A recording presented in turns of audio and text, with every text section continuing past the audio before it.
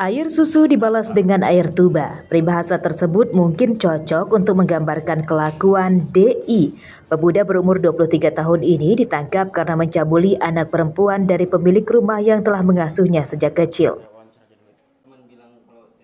Korban adalah siswi SMP berumur 14 tahun. Dalam keluarganya, status tersangka merupakan kakak angkat korban dan keduanya tinggal di rumah yang sama di Tanjung Karang Timur, Bandar Lampung.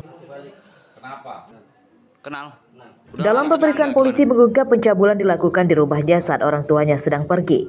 Tersangka mengancam akan menganiaya korban jika tidak mau menuruti kemauan bejatnya. Alasan tersangka tega mencabuli adiknya sangat klasik, yakni karena hilang.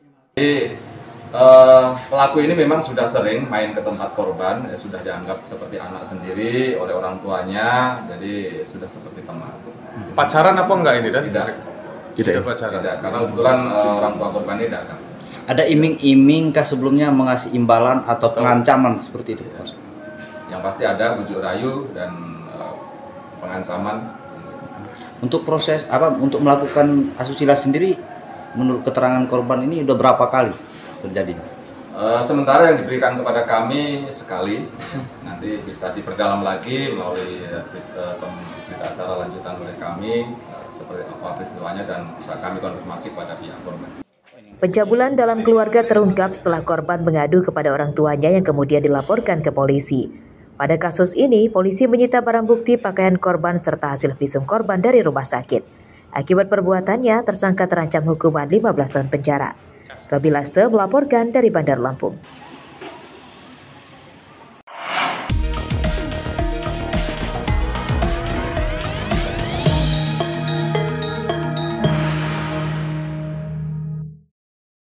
Catatan sejarah yang baik-baik di Kota Metro ini. Petahana calon wakil wali kota Metro nomor urut 2, Komaru Zaman, ditetapkan sebagai tersangka pelanggaran kampanye yang memanfaatkan fasilitas negara. Penetapan tersangka dilakukan oleh Sentra Penegak Hukum Terpadu atau Gakumdu Metro. Terkait penetapan tersebut, Bawaslu dan polisi telah melakukan pemanggilan terhadap Komaru untuk diperiksa lebih lanjut, namun tersangka masih mangkir karena sedang dirawat di rumah sakit. Pemanggilan melalui surat akan dilakukan selama 3 kali. Jika tetap masih mangkir, maka akan dijemput paksa.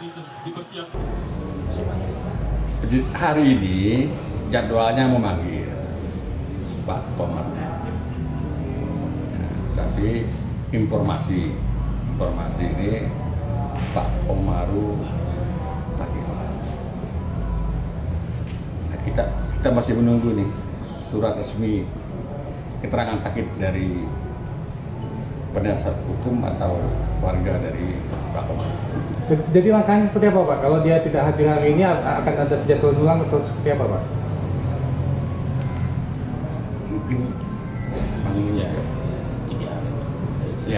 mungkin dari 3 hari dari beliau ini sakit, kami akan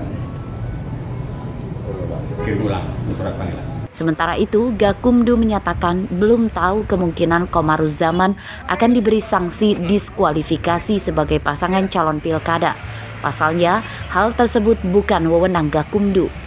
Mewakili dari Gakumdu, karena di sini saat ini ada 3 unsur di dalam Gakumdu, yaitu ada penyidik, kemudian ada dari kejaksaan dan dari Bawaslu. Saat ini kita sedang melaksanakan taktik pemeriksaan, penyidikan, pemanggilan terhadap saudara paslon Bapak Komaru. Pelanggaran kampanye terungkap saat Bawaslu Metro menemukan Komaru Zaman membagikan bantuan sosial atau bansos pada 19 September 2024 sebelum cuti dari wakil wali kota Metro.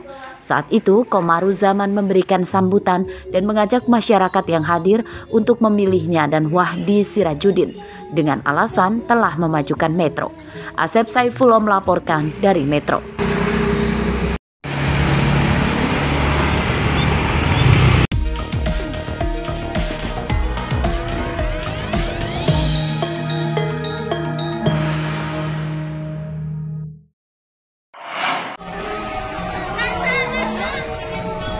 Ratusan pelajar panik karena ada gempa dan langsung berlari keluar kelas. Sambil menutup kepala dengan tas dan buku, mereka menuju ke lapangan sekolah sebagai titik kumpul dan jalur evakuasi. Para guru dan petugas Badan Penanggulangan Bencana Daerah atau BPBD juga ikut membantu mengarahkan.